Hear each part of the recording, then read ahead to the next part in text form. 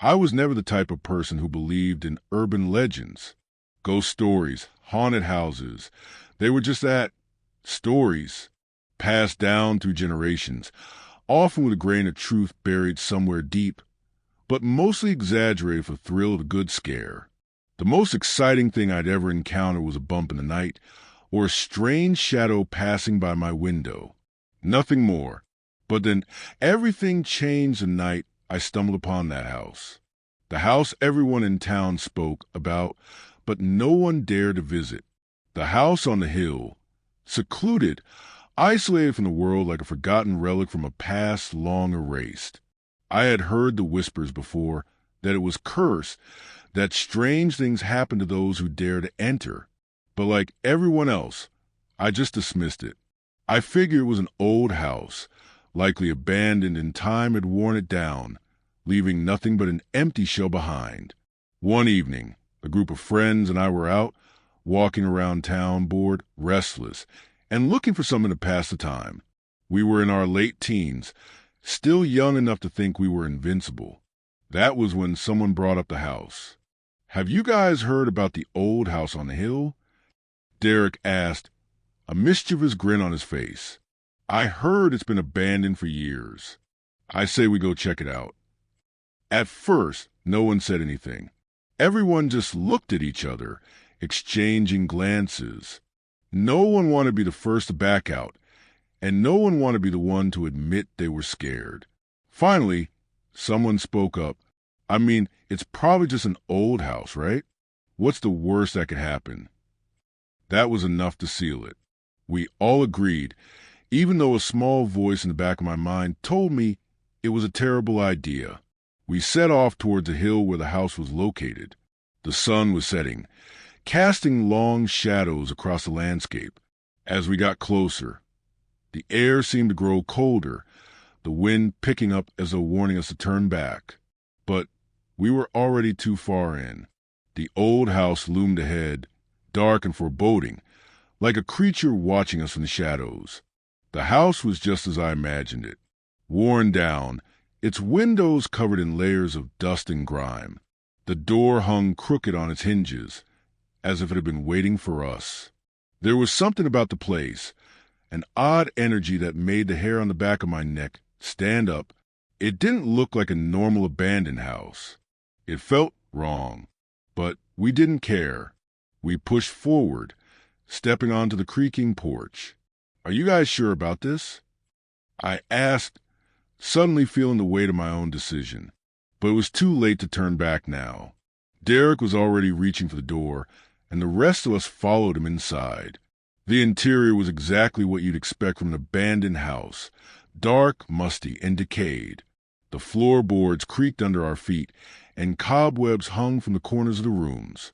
But there was something else, something I couldn't put my finger on, a sense of foreboding that grew stronger the deeper we went into the house.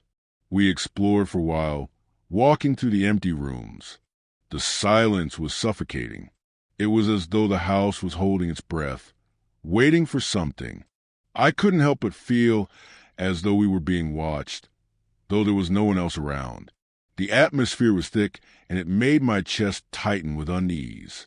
But we laughed it off, making jokes about how creepy the place was. That's when we found the basement. It wasn't so much the door that drew us in, but the strange noises we started hearing.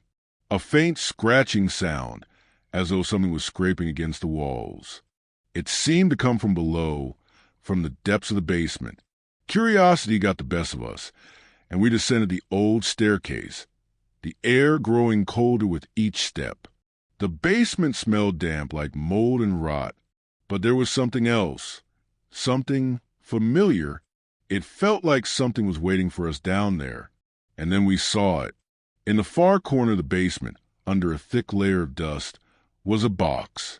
It looked out of place, untouched for years, yet sat there, almost inviting us to open it. Derek was the first to approach it, his hands trembling with excitement. He lifted the box and set it down on the floor in front of us. The lid creaked as he pried it open, revealing something inside. A book. It was old, Its leather cover cracked and worn with age. The pages looked yellowed, fragile. There was something eerie about it. Derek picked it up and flipped through the pages, his expression growing darker with every turn. I couldn't see what was written, but the air around us seemed to shift. The temperature dropped even further, and the silence that had once been suffocating now felt suffocating in a different way, as if the house was holding its breath. "What is this?" Derek asked, his voice barely a whisper. No one answered. We were all too afraid to say anything. My heart was pounding in my chest, my palms sweating. I wanted to run, but my feet were frozen to the spot. There was something about this book, something I couldn't explain. It felt like it was calling to me, beckoning me to look closer. Suddenly, Derek's eyes widened. His hand shot out to stop me as I took a step closer. "Don't touch it." But it was too late. Before I could stop myself, I reached for the book. My fingers brushed against the cover, and I felt a surge of cold shoot through my body. It was as if something had awakened, something ancient and malevolent. The lights flickered above us, casting long, jagged shadows on the walls. And that's when I heard it. A whisper, soft at first, like the wind, but growing louder with each passing second. It was a voice, low, guttural, and full of malice. "You shouldn't have come here." The word sent a chill down my spine. I froze, unable to move, unable to speak. The voice seemed to come from all around us, echoing off the walls, reverberating deep in my bones. We weren't alone. Suddenly, the temperature in the basement dropped even further. I could see my breath in the air, and the shadows seemed to stretch toward us. I turned to run, but the door to the basement slammed shut. We were trapped. We banged on the door, shouting for help, but the house remained silent. The whispering grew louder, more insistent. "You shouldn't have come here. Now you're mine."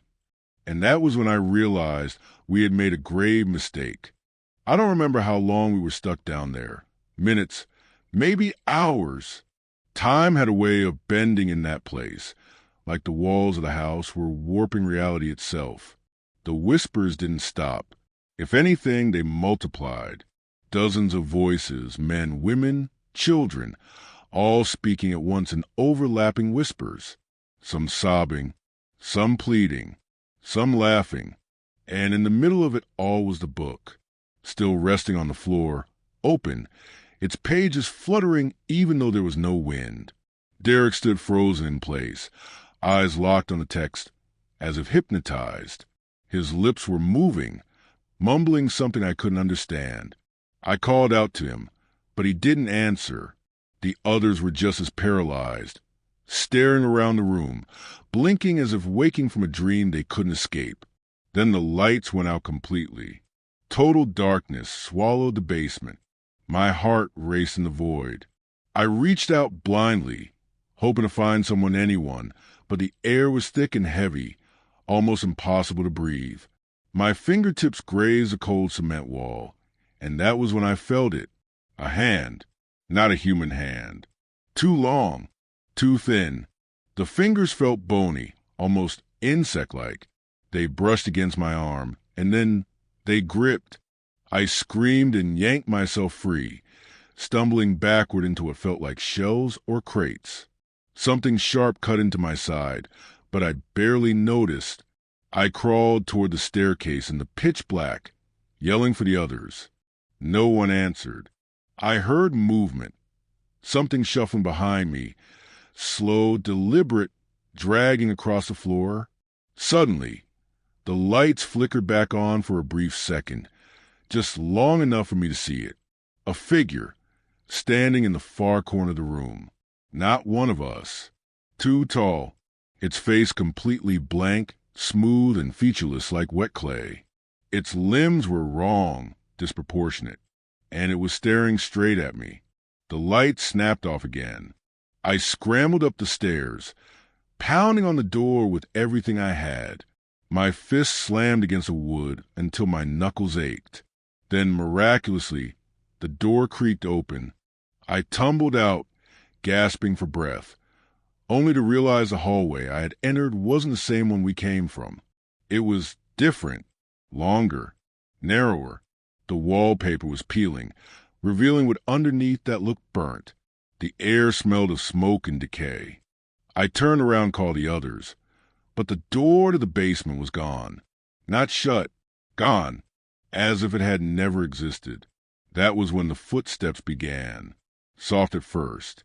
Behind me, I spun around, heart hammering, but the hallway was empty.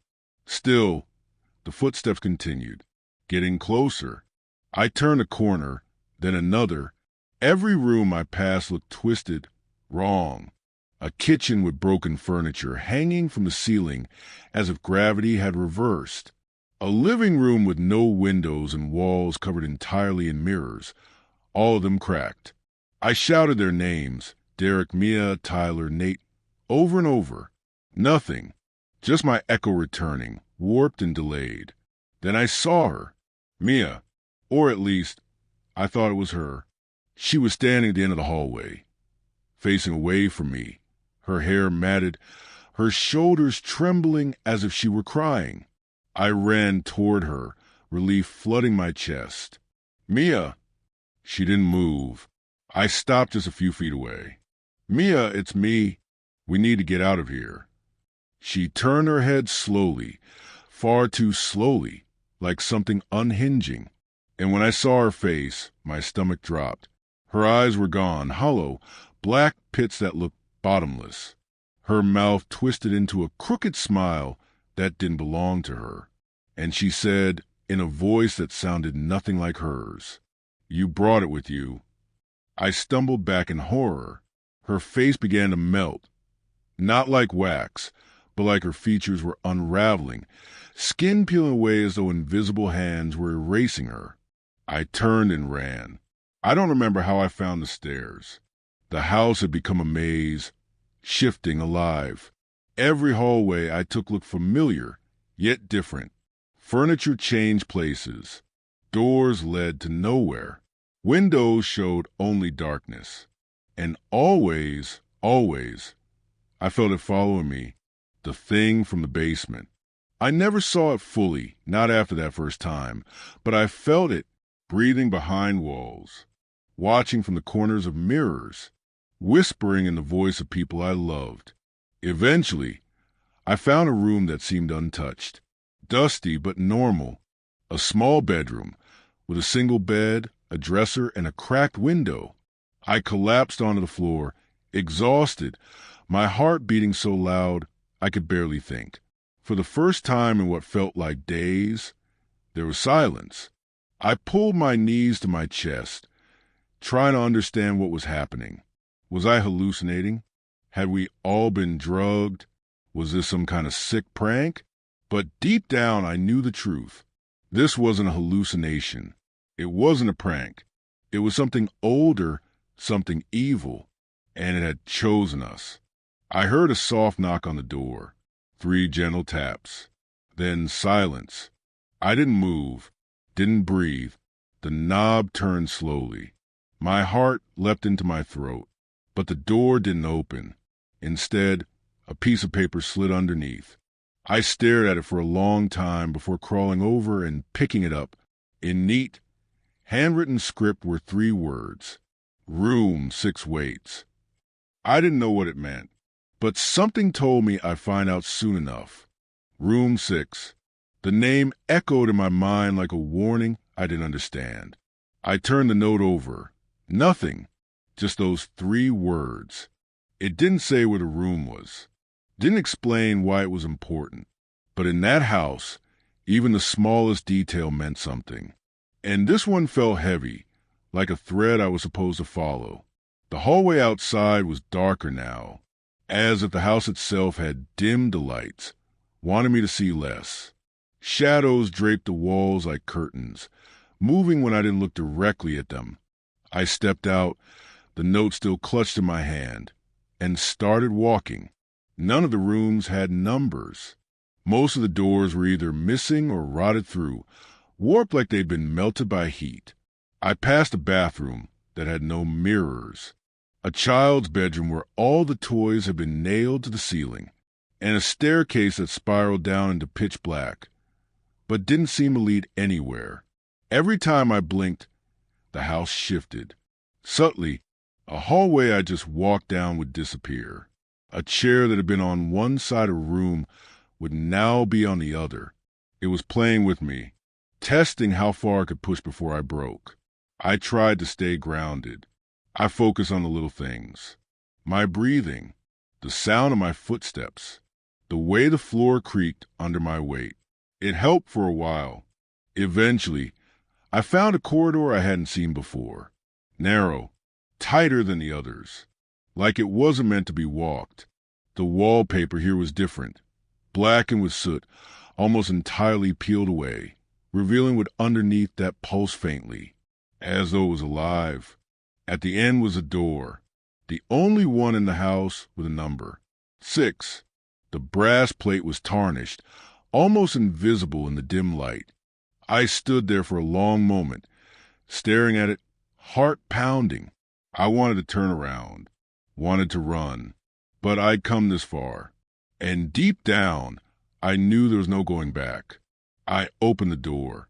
It didn't creak, didn't resist. It just opened. Inside, the air was warm, too warm, like walking into a sealed attic in the middle of summer. The room was bare, except for a single chair in the center, facing the wall. On the wall was a painting, or maybe a window. I couldn't tell. It shimmered strangely, showing scenes that changed every few seconds. First, a forest in winter. Then, a dimly lit hallway. Then, a child's bedroom.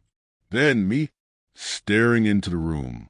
I blinked and the image changed again. This time it showed the basement, the book, and Derek, still down there, still whispering to himself. Only now his skin was pale, his eyes sunken. I stepped closer to the chair. There was something resting on it. A recorder, old and dusty, but still running. Its red light blinked slowly. I hesitated, then pressed play. At first, just static.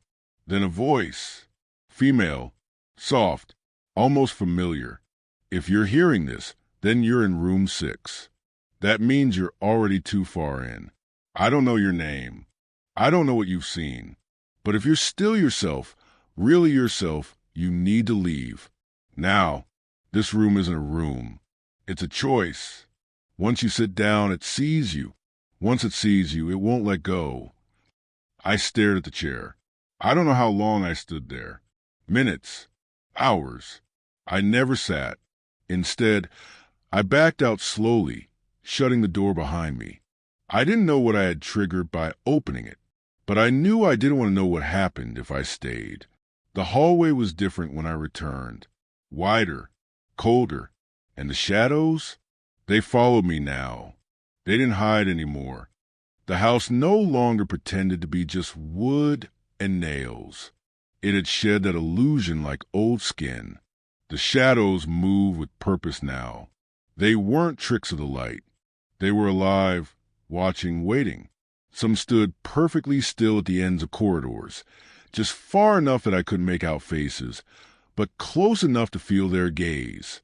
Others flitted just beyond the corners of my vision, only to vanish the second I turned my head. The walls breathed. I could hear it, a slow inhale and exhale that creaked through the structure like lungs buried beneath rotting beams. Every door I passed whispered things I couldn't understand, in voices layered with static and grief. And somewhere, deep below me, the book whispered too. I could hear it, still open, still calling. I didn't know what I was looking for anymore. My friends, a way out, answers, maybe all of it, maybe none. Maybe this was what the house wanted, to wear me down until I stopped asking questions, until I sat in that chair. I turned down a new corridor I swear hadn't existed before. It was pristine. The walls were clean, painted in soft beige, lined with framed photographs. The carpet beneath my feet was thick, muffling my footsteps. At the far end was a window, the first real window I'd seen in what felt like forever. Beyond it, I saw daylight, a backyard, trees, hope. I moved faster, almost ran, but as I got closer, the details began to fall apart. The trees were repeating, the same three shapes, looped endlessly like a broken animation. The sky flickered, blue, then static, then black. And the photographs on the walls? They were of me, hundreds of them, some from childhood, others recent, places I hadn't even been yet, standing in front of strange houses, walking down unknown roads. In one, I was asleep. In another, I was screaming. In another, I was inside the basement, but something else was wearing my face. I ripped one of the frames from the wall and threw it to the ground. The glass didn't break. It bent, like rubber. I backed away and turned around.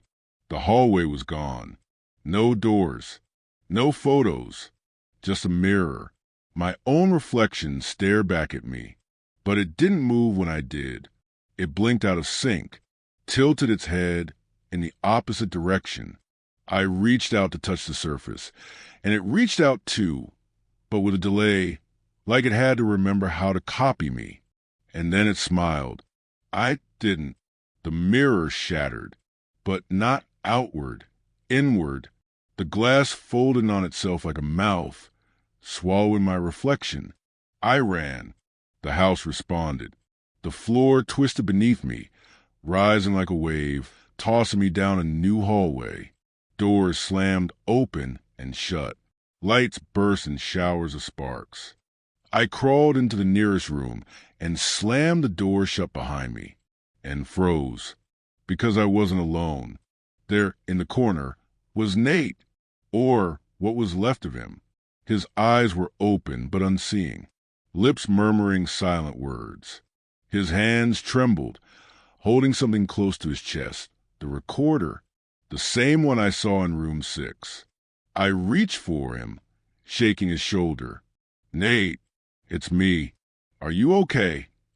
He didn't blink, didn't breathe, just whispered. I leaned closer and heard him say, over and over, "You can't leave if it remembers you." The room went silent, and then the light snapped off again. In the dark, Nate's whisper became a chant, over and over. "You can't leave if it remembers you. You can't leave if it remembers you. You can't." I grabbed the recorder from his hands. His fingers didn't resist. They were ice cold. I stepped back, fumbling for any kind of light, my phone, my flashlight, anything, but all of it was dead. Even the faint glow I'd gotten used to in the house was gone. I couldn't see my hands, couldn't see the door. Then something breathed behind me. Not like the walls, not the house. This was close. Wet, heavy. I turned, and even in the dark, I felt it watching. It wasn't a shape. It was a presence. It pressed against my chest like a weight, like the air itself had gained fingers and was closing around my throat. I backed away slowly, but the room had shifted again. The walls no longer had corners. The floor pulsed, and then Nate screamed. Not a human scream. Not anymore. It split the dark like a blade. I heard bone snap, skin tear. Something hit the wall hard enough to shake the floor. I didn't wait.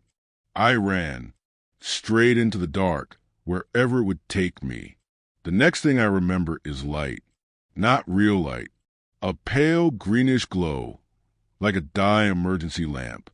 I was in a stairwell, cracked concrete walls, metal rails that were warm to the touch, and the hum of something deep below, like machinery, or breathing.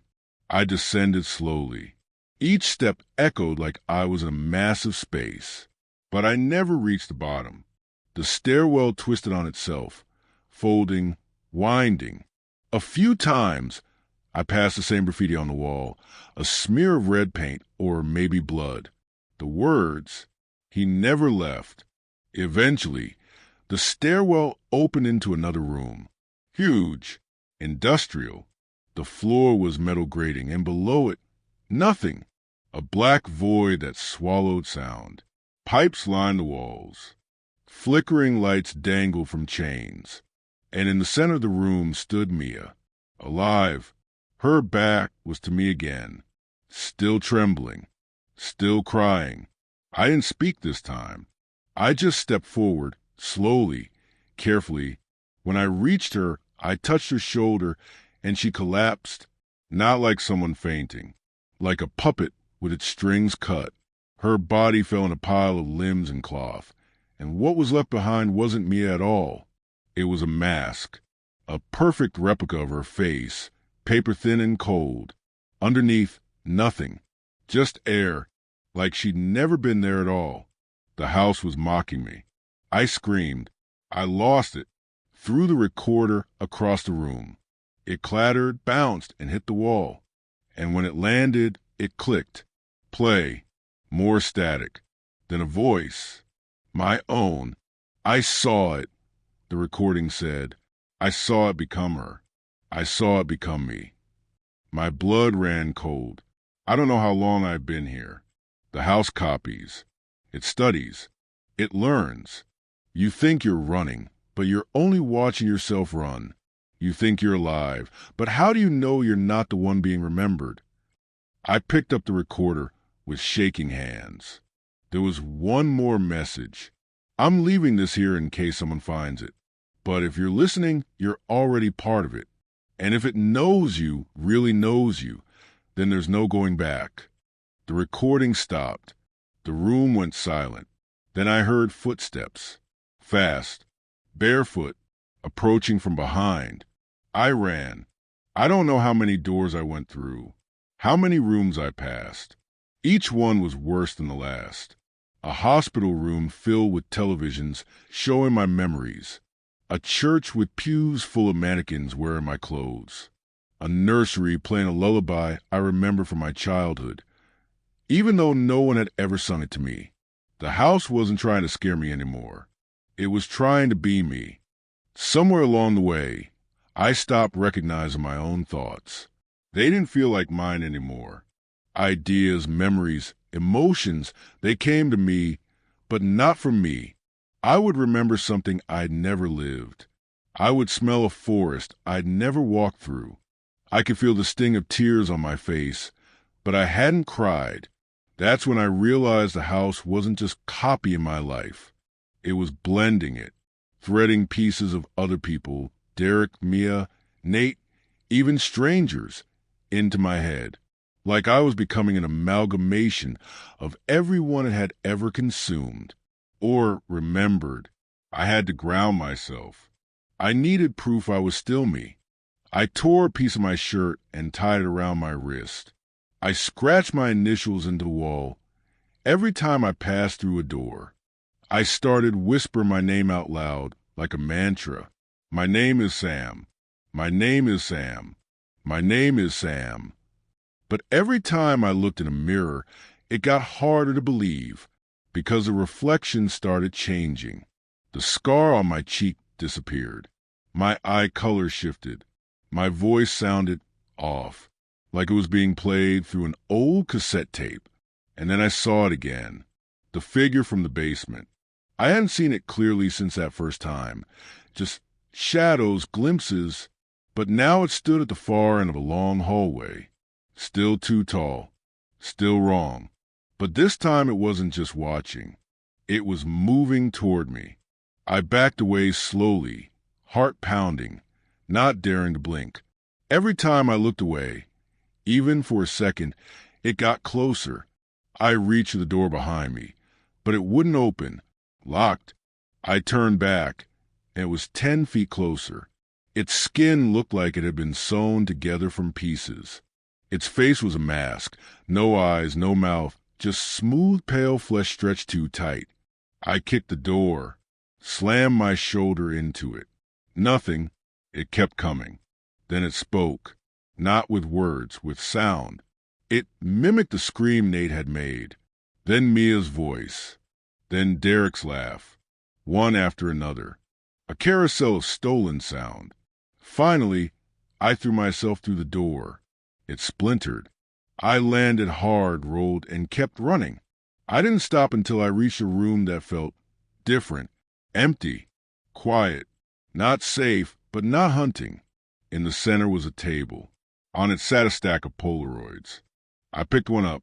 It was me, asleep in a motel bed, one I'd stayed in last summer. I picked up another, me at the bus stop outside my high school. Another, me in my childhood bedroom.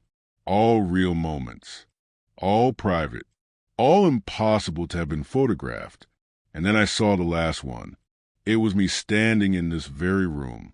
Right now, I turned, heart seizing, and saw myself. Across the room, another me. He stared at me, eyes wide with terror. Then he spoke. "Please," he said, "I've been here longer. You have to help me." I stepped back. "What are you?" "I'm you," he said. But I didn't run. I stayed. I listened. I tried to fix it, but it made copies. It wore me. It wore all of us. You think you're escaping, but you're just delaying. He pointed to the wall. There were scratch marks. Hundreds. All identical. My initials. "I've carved that wall 1,000 times," he whispered.